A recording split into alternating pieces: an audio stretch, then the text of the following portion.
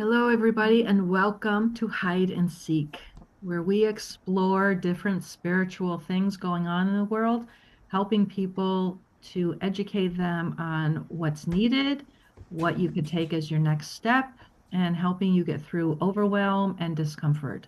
So, I'd love to introduce my amazing um, friends, partners in crime, whatever we want to call each other, Alana Heim and Sunshine Lane.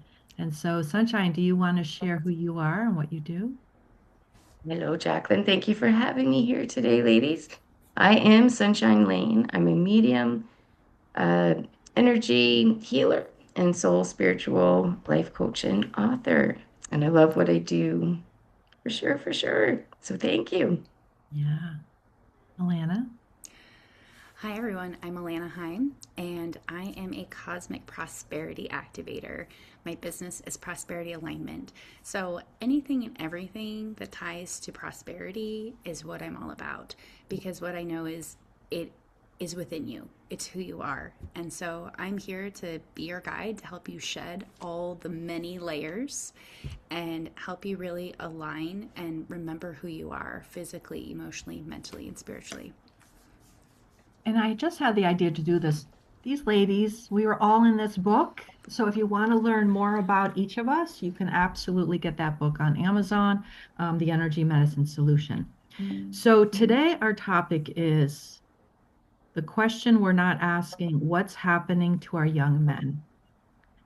And I came up with this topic because there's a lot of things that went on this weekend, not so good things, of course. And I thought maybe it's time to talk about masculine, feminine roles and how we can help people get through things and just give some new insight to ask more questions about what is really happening with our young men. How can we support them more? Um, as women, there's men in my world, my husband, my children, my grandchildren. And so, how can we understand each other more so that we can create more conscious, loving human beings in the world and spread a ripple of love and healing? So, let's see, Sunshine, would you like to share your insights? I know you always have insights.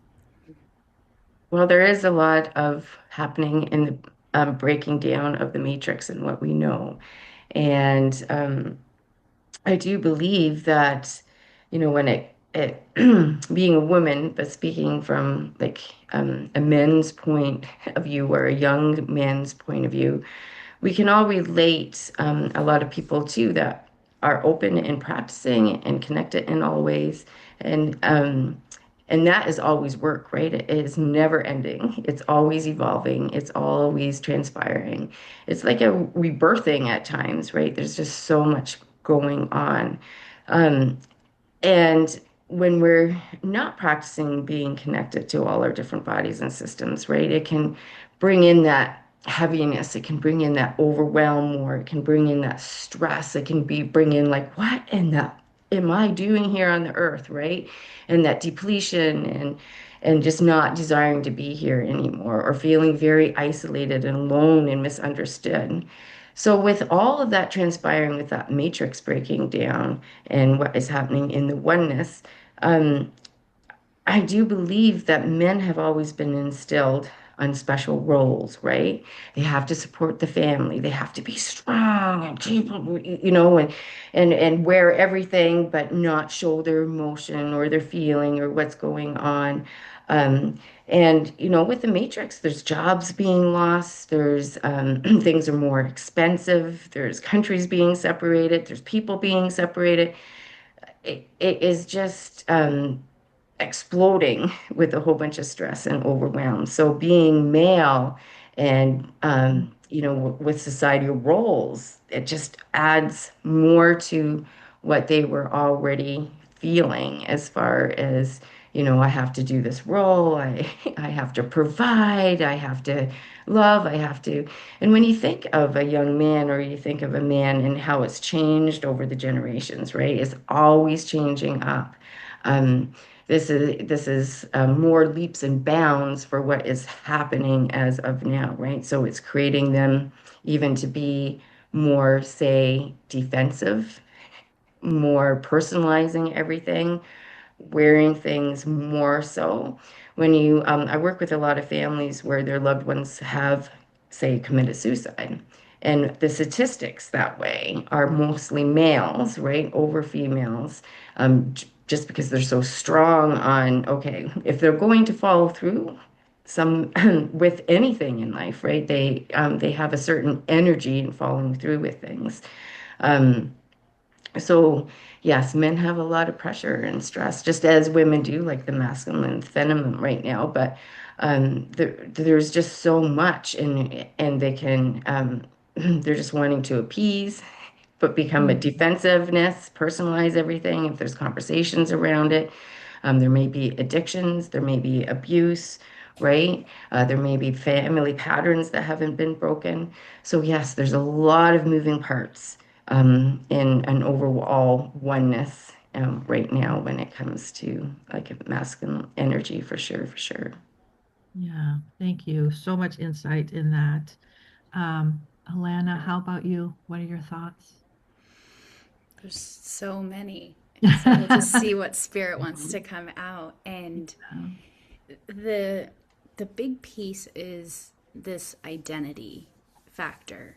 And there's something in the warrior aspect, and there's that protector, right? So I think that was the piece that Sunshine didn't quite say, but there is like this protection factor. So yes, they're here to be provider, but to be protector is another big piece, because there's just that ego that comes out. And I think what really hits is a lot of the inadequacy and the shame and the embarrassment factors that, like, maybe as women we don't see it, but even for dads to really like beat their kid. And I've known plenty of men where it was okay to beat the son but never the daughter, and to me, that's not okay. You should never beat either of your children, male or female. But there is that factor of like, I've got to toughen you up, I've got to make you where you're strong enough. And then as parents too, what we show in our behavior is going to create that learned response in the child. So depending on and we've really, I know, like, we've evolved a lot. Humanity has evolved. I mean, I know a lot of times it's like grandparents, great grandparents, there were a lot of alcoholism, there was a lot of beating, there was a lot of abuse with the children and the women. And so a lot of that has shed, and I see more and more, like, men know we're here to protect the women and children.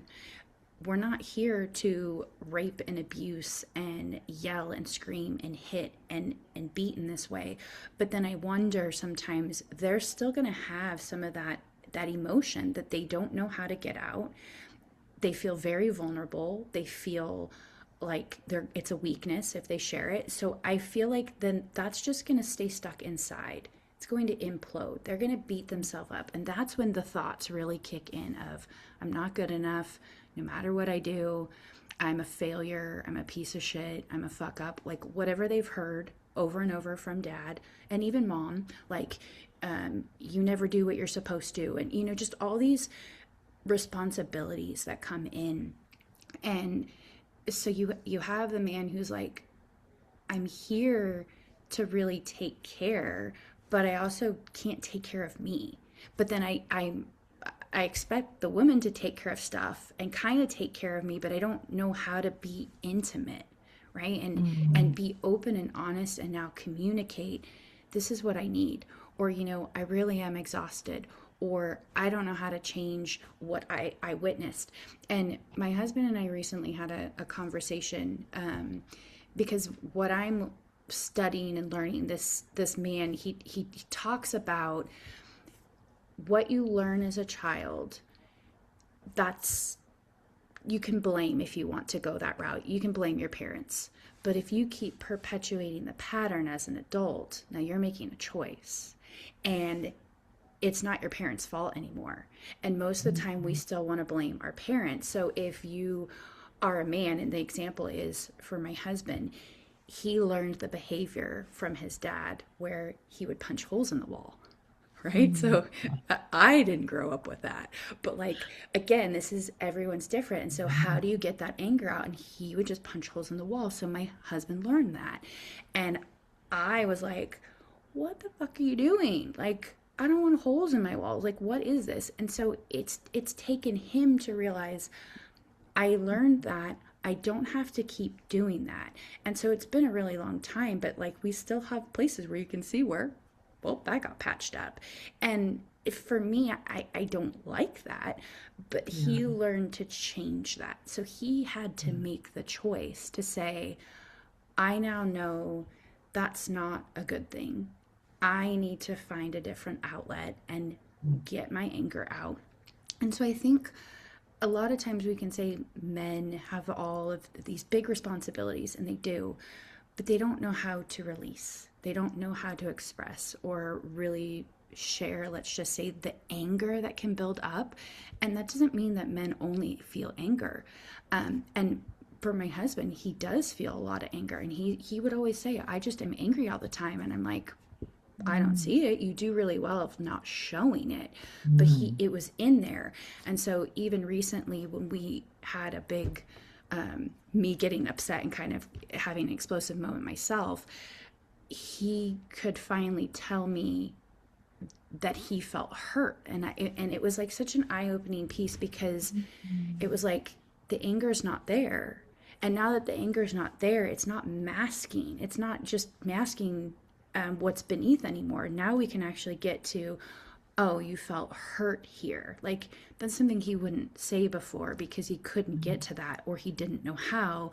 But more and more, it's like having conversations or me getting upset, he doesn't have to bring a certain identity to the table anymore. He's like letting it go and actually sharing what he needs, or why this isn't okay, or what I said wasn't fair. And, a lot of it for me really stemmed from some of these roles, like whether it is in marriage, what is the male role? What is the female role? I think there's a lot of convolution. And now, with more same sex gender roles, I don't even know how that goes. But like, the reality is, we're not supposed to just be the one thing. We're meant to be all of it. We're meant to be the masculine within me and the feminine and masculine within my husband, right? Like, within every single one of us. Doesn't matter your sexual orientation, doesn't matter your gender. We're actually both pieces. And I feel like, especially where we are on the planet, this is what we all have to work to harmonize and bring in as one, because that will make such a big shift on the planet. Mm. Thank you both for the insights. Oh my gosh, Alana. So you were the one who helped your husband understand that what he was doing wasn't normal, that that wasn't happening in every household. Um, and if a gentleman, if a guy doesn't have that counterpart, then it will just keep repeating itself. So congratulations, and And both it's of not you. it's not easy, right? Because No, it's it's that not. tiptoe dance of like, do I say that this is not normal, and like, what is normal? You know what I mean? But like, Yeah. it really comes down to what is okay for you. And if you're Yes. not okay with it, then you have to express it and help them now work their way in Through undoing that. it. Yeah. Oh my gosh. So, I mean, in my own, in all of our marriages, right? In all the relationships, we have to, what do we do when something happens that all of a sudden I'm feeling dismissed, or I'm feeling fear, or whatever the feeling is? I just know I don't feel good. And getting to that point, there have been many times. We've been married 33 years. Trust me, there have been many times when I've had to say, and I had to grow into that person to say, what you're doing right now doesn't feel good. The eye rolling or whatever it is that they're just doing, the condescending. Um, this is where I would love every human being to get to that point, right? Where they can say, whoever is in their world, that you can safely say something to make you feel better and to explain to somebody. Because if somebody's in our world and they're doing something that makes us feel bad, if they love us enough, don't they want to know that? Right? That's what makes a loving relationship. And it's not just when our partner or husband or wife, it's across the board, right?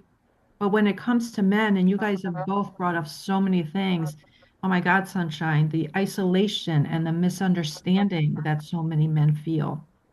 And God forbid if they show their emotions, right? God forbid if they cry. They've been raised and it's still in us that grow up, suck it up, don't cry, don't do this, don't show your emotion. Well, what do? And they suppress it, just like you explained, Alana. And that's what's happening in our world today is all these men are acting out because they've suppressed all of these emotions. It's gotten stronger and bigger after every generation that doesn't dismiss it, that doesn't work it out and have that conversation and release it. So and the alcohol, that was just a way of getting through it. But we all know people who have had alcoholic parents and they've lived through that trauma. And it's impacted their lives. And what we're doing here today is trying to have a conversation of how do we change this going forward. There's absolutely no judgment. We bring things up here to just educate and just have a conversation about it. How can we make the world a better place? Because your feelings are your feelings, whether you're angry, sad, disappointed, embarrassed, shame, feel it. And what do you want to do with it? And how can the people in your world, how can you express yourself to the people in your world so that you don't have to feel that sometimes on a daily basis so that it's not building up. So, um, back to you, Sunshine. What's coming up after all this conversation? What's coming up? Well, I also think too, with the busyness of the oneness in the universe, in the way society has conditioned us to keep so busy so we don't do that inner work, right? Yes. um, that because uh, young men and men are so busy on the roles that they have been has been instilled that they need to be playing, which is false and which isn't true, they're not necessarily always taking the time for what fills them up or doing that inner work or like, say they loved hunting or they loved fishing or they love just being in the woods or they love playing. Like a lot of them aren't taking that time to do, or maybe they create and they love to do art. They're not in touch with all those different bodies and systems, right? We're soul first before anything else. And it's so ass backwards how we're trained. And we're just kind of in like a costume or a vehicle or a vessel here. Um, and like you were speaking of, Alana, like that masculine and feminine energy is within us all, right? Like I'm a medium. So when I'm connecting with somebody above, right? um, there is no masculine or feminine energy really. Like it's all combined, right? Just like at times a distortion, it's not really that. Like we don't have time concept really. It's a distortion. So it's how we function as humans to feel certain things or to be able to relate, right? Which isn't true, but so yes, there's masculine and feminine in all of us. And there's a lot of us say that where have an urge to come down here, but say there's not the right, or it's not right or wrong. They just want to get down here. So they might take a female vessel, but really it was time for a male vessel, right? So it's like a clothes. We're soul first, and then we're mind and body. Like no, we all come from the same place. We're all equal. We're all doing the same thing. Um, and we all have, like Alana was talking about, that masculine and feminine. When we're here in the physical and when we're in the spiritual, right? It's all combined. It's not separate, right? It's just a costume. It's a vessel. It's a vehicle. But we're conditioned to think, okay, yes, we have to have more male energy here, or we have to have more female energy here. And I just believe that if we're to do that inner work, which is not somebody else doing it for us, it's us doing it. And once we tap into that, it's for the rest of this lifetime. It just doesn't, we don't do so much and then that's it and it's over and done with. But a lot of males, we could view them too as, oh my goodness, they do whatever they want, whenever they want, or just different things, right?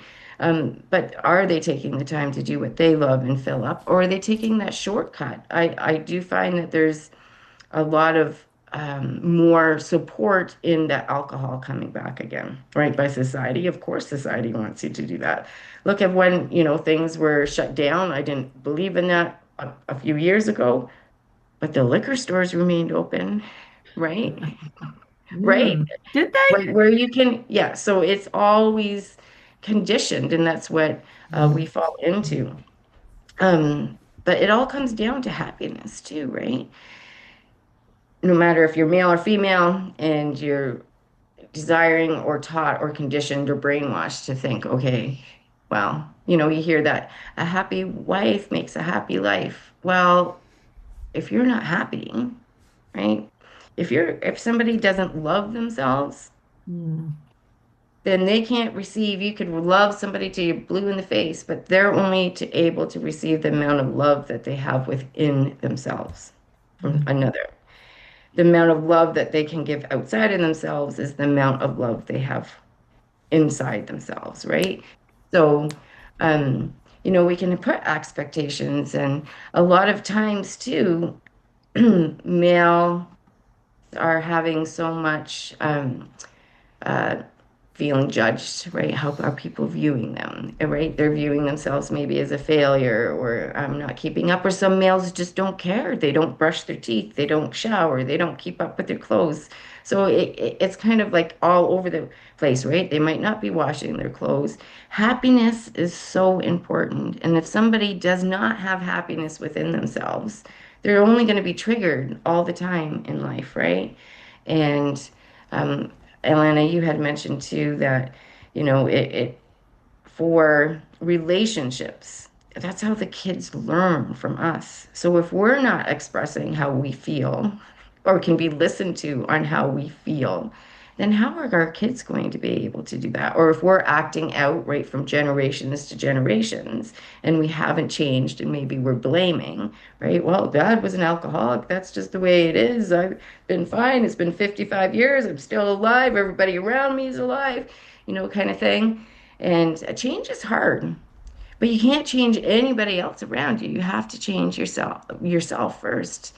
And yeah, just out there with society and all the expectations that we put on males. And then them in turn put the expectations on themselves and don't allow themselves to become raw, exposed, vulnerable, and to feel. Um, and a lot of times, if we just looked, or recalled from past relationships or our, you know, uh, intimate relationships with whoever we're involved with, a lot of times people just want to express how they're feeling to be felt. But we're so conditioned that we automatically, especially males, right? They get defensive, they turn on that anger, or they change it around automatically, and it's just a reoccurrence that they do, a programming that they do, so it gets right off topic, right? And then they mm. let it go. Women, if we're talking about women and men, women seem to have a file cabinet, so to speak, where every detail, everything that's taken place, they can go back to it and they can go right and pull it Over out. and over Like, and over. We're keeping track. this just didn't happen. This is the thousand times it happened. Where masculine energy seems to be kind of in the flow of things, right? Trust that it's all going to go away, but it's like they write on a chalkboard and then they erase it and it's gone for a lot of them, right? So, and yeah, but just to be felt, right? Like on how you're feeling and be able to express without that defensiveness. And maybe wrapping up, we'll talk about different tools we could use that way when, you know, um, yeah. So thank you, Jacqueline. Yeah, thank you. So much information. Alana, what's coming up for you? When I look at the masculine and the feminine, I really see the masculine is very similar to the left brain, and the feminine is very similar to the right brain. You need both.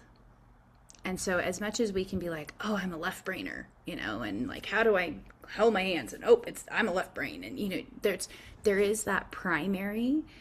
And then I think what happens in life where we feel the pressure build, men tend to sometimes really want that being right piece, which is not really important for us. But it's like if you're really, you formed this really big Grand Canyon, this neural pathway kind of, and it's not even just neural, it's just there is this biology to it of like you're going to keep going into this big canyon, and this is the propensity you're going to react from this left brain perspective. So what is left brain? It's very logical, it's very linear, it's very much we got to solve a problem. As women, we like to solve problems too, but somehow men think it's a trait for them. They have to fix it. And almost how I can show up in the world is I'm going to be your knight in shining armor, and I'm going to fix this for you. When we don't always want something fixed. And even if this is the fix you're doing isn't necessarily right, and they want it to be right. So there can be a lot of this in the left brain of analytical and structure and details and just taking action in general. And so I tend to see how this is in business, it's in our relationships, it's in the world at large, it's how our society is created. Everything is left brain. And I will tell you that through human design and astrology and some of these pieces, we're starting to shift into being right brain. So what does that mean? Well, it really is more receptive, being in flow, trusting, surrendering. You don't have to fix it. You don't have to have the answer, because when you can create the space, it shows up. And so sometimes you can say, the feminine, that's what it's like, this receptor. It's waiting, it's holding, it's the womb. It was waiting for the masculine penetration to create. And so we need both. We couldn't create a kid without both pieces. And whether you want to say in vitro, to me, that's still a masculine. You're still getting inserted. It's still, you need both pieces. Yeah. We forget that we are both. And so if you're not taking action and you're just sitting in space, in the void, in creation, you're actually allowing things to drop in, namely the intuition, right? So we can be more intuitive, we can be more in our emotions and our feelings, versus left brain. It wants to be more of the mind, and it wants to like make things happen or force it, right? So we're dealing with left brain force, right brain flow, which again, masculine force, feminine flow. And there's a power that I feel is the mesh of the two. And when you can release this need to be right, this pressure to get things solved and fix all the world's problems, and you come into this power piece, you start to allow things to drop in. And really, I see you start asking better questions, right? Because most of the time when you're in the left brain, you know exactly how you think the answer needs to be. So you ask the question to be like, see, I got it right. Versus what if we can ask the question differently? And this is how I see, not just for us as men and women, but in society as a whole, the systems that are all coming down, they're all to shift. We were never asking the right questions. And that meant we were never solving the right problems, or really any problems. We were just constantly stirring up the mud, thinking we're going to find the gold, and we can't see shit. It's just a big mess. So it's this dynamic. And the piece that comes through and just kind of like clarifying then is, but what are our roles, right? We've already then said, well, women are over here in the right brain world and they're in flow. And, this is the part where I keep coming back to, okay, we were the gatherers. So we still had to go get food. And then we still had to prepare it. We still had to take care of the children. We still had to educate and then clean and just all of these pieces. And sometimes it feels like when you have so much energy in a left brain masculine model of like kind of just being in the head and constantly preparing, by the time you take the action and expend that little bit of energy that's necessary for the kill to like hunt, that's it. Now they're like, whew, I'm done. And we're like, the females, we're still going, and so it's these pieces where, but what's the role and how do we help each other and how do we communicate that I need more support, or you can step up and you don't have to expend as much energy and you don't need to be here because this will drain you, right? If you were spinning in your mind of, but what if I fail and what if I don't catch that deer and what if my family can't eat and what if we're homeless? Like that's the survival stuff that now is like within your nervous system, in your body. And so when somebody interrupts that train of thought and you're trying to solve a problem, here comes your little kid that comes in. It's like, because we're just so dysregulated. Yeah. It reminds me, I just want to share this last piece. 2 years ago, I was in Sedona for a retreat, and it was fairly split between males and females in attendance. And what was really great was we had a feminine day and a masculine day. And we went out to the land and we got to circle up. And really this was the feminine day, the women all in the circle. And it was for us to have our own ceremony. And really we had, a sacred womb clearing and just holding the space. But what was really beautiful is how the men naturally stood behind the circle to be our protectors and to hold space in their own way. And we got to interact. There was a moment of doing an exercise where the men, we got to just vent all of our pain and suffering, whether it was ours or lifetimes or ancestors or humanity, and for them to just hold space and witness.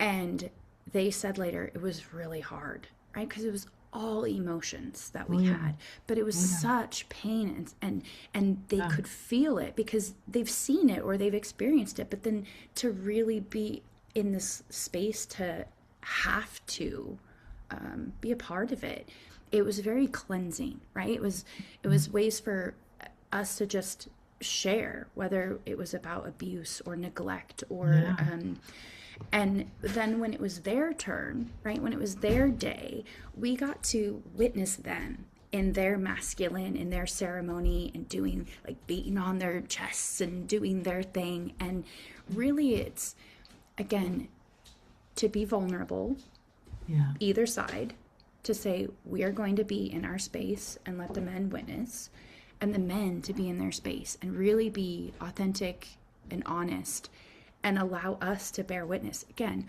holding space with total love, no judgment.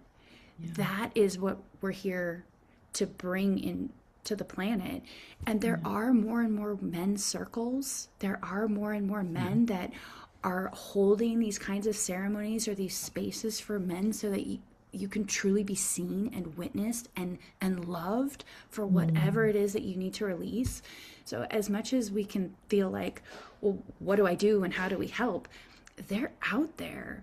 We just have to look for it, right? And most of the time you won't see it unless you're ready for it.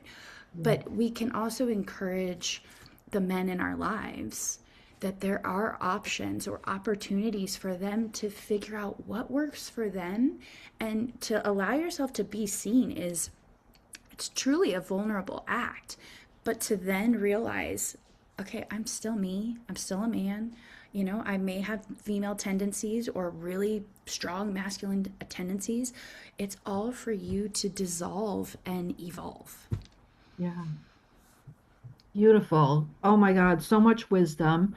And, I think one of the things when, so after that, after all this conversation, if you are a gentleman listening, a young man, definitely find the spaces where you can feel heard and seen and share your emotions because it is really, really important. And to know that when you're sharing that with a female, I know in my marriage, I had to learn to get rid of my tone and my annoyance, right? Of how my husband was acting or treating me.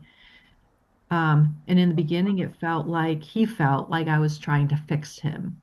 And in my healing journey, I realized that for men, to feel like they're a failure is a big deal.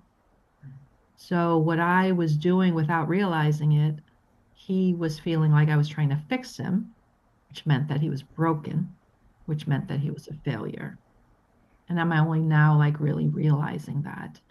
And that in no way was my intention. And I know that so many things in conversations can be misunderstood.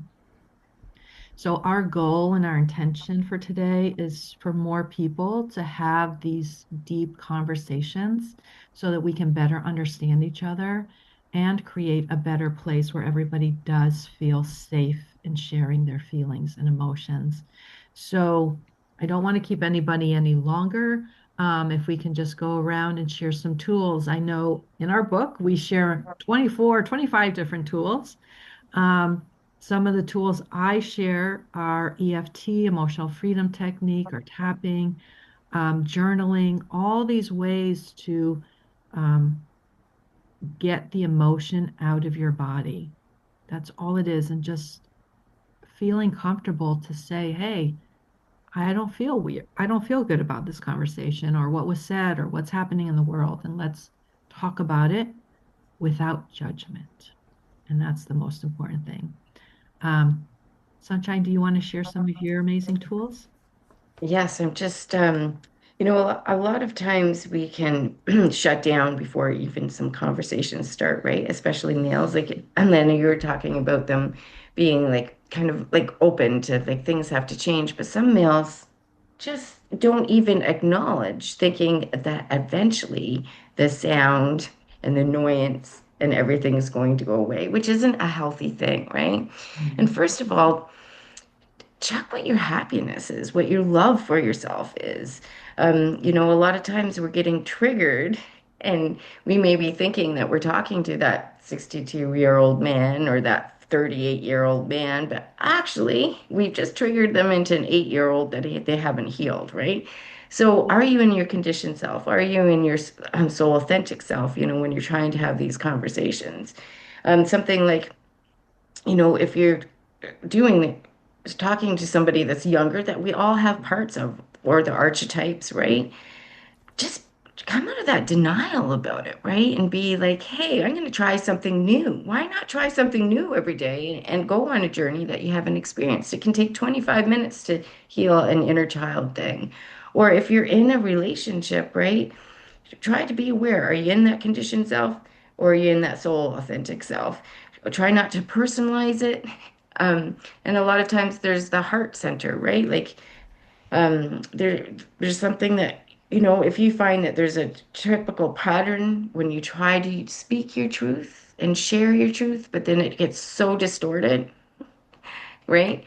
First of all, what would make you happy in the relation? Second of all, if you have to have an awkward, a difficult conversation and it always goes a certain way, how much life force do you want to put into that? But if you know that you've tried a certain percentage, you can always say, hey, let's have a heart-to-heart conversation here. I have something that I would like to express to you about how I'm feeling. I'm going to share it with you. And then I don't want to discuss it anymore. Let's give it 24 hours and you can tell me how you're feeling after I shared that with you, right? So they can actually feel it instead of just doing the defensiveness, which could be anger, right? Or um, getting carried away and blame or whatever, however it turns out, right? Um, if you're male or female, to if there's something that's really weighing on you, try that heart-to-heart conversation. I have something to share with. This is how I'm feeling. This is how you made me feel. We're not going to discuss it until 24 hours. Then I'd like you to come back to me. So that is a really useful tool. And two, we can't change anybody, but we can change ourselves. So if you're a male out there, and we've been told through our generations, don't air our dirty laundry. This is the way I am. You can't change. Just different things. Step into something new. If you desire like a mentor, a teacher, counseling, right? There's nothing wrong with that. It's just all positive. And you can't change somebody outside of yourself, but you can change yourself. So if you're in a marriage and it is difficult, there are people that work with people together, right? But a lot of good counselors, couple counselors or marriage counselors will say and notice that, okay, let's do work apart before we do it together, right? So it's always a good way to start if you do feel that you need something new in your relationship or what you're doing isn't working. There's nothing wrong with seeking outside of yourself some clarity, some help, and reaching out because your happiness is just as important as the happiness that you're in relationships with. Beautiful. How about you, Alana? The emotional piece, get connected. So, what I want you to become aware of is, where are your addictions? What are your numbing agents? Mm. Are you numbing with the mind? Like you just got to keep busy, like you got to keep going and mentally, but then you have to kind of keep doing, right? These are the overachievers, so you're going to constantly work, you're never taking a break. You can't go on vacation. You can't have a pause. You can't, like, you have to be doing something. And so that means it's because you don't want to feel. And so, where are the addictions? Sometimes it's like, if you're just not motivated, maybe you're constantly scrolling on your screen. This is just going to help you to start noticing, what are you running from? What are you avoiding? What don't you want to feel? If there is still some alcoholism or drugs or food or other things that you're also using to numb and not have to feel the body, it's time to connect. And once you do, breathe. Usually you can move through an emotion in like less than 2 minutes. It's not gonna like hold you hostage. You're gonna be free of it. But knowing also that, depending on what you love, right? So if you're more masculine and left brain, you probably are going to need some movement. Go punch a bag, like go take a bataka and just whack something and let that rage come out. Like if you're feeling it somewhere, you're just so angry, let it out. And if you're more feminine, more artistic, go paint, go create Mm. music. You know what I mean? Like that's where the very best creative beings usually were depressed. They had that emotional low and they would just tap into it. And so feel that and know that actually emotions are part of the creative process. There is a power that you start to connect to and you can activate. And once you feel that, man, you might have this fire in you. And if that means, great, you are going to go build this shed out in the backyard and you're just gonna take some, chop wood, and you know what I mean? Like you're getting it out, but you're also creating. You're Yeah. creating physically and you're allowing the emotions to really be the fuel. And that's gonna be so powerful for you. Thank you. Oh my God, so many amazing tools. So if you've enjoyed this conversation, please comment. If you want to work with either of us, all our information are in the description, and share it with people who could use it. I know there's a lot of people who are going through a lot of different things and they could use some support. So we would love to share the likes, the comments, all of it. And subscribe to the channel. So I know we're close to the holidays. Have an amazing, amazing holiday season. We love you and we're here to support you. Have a great day.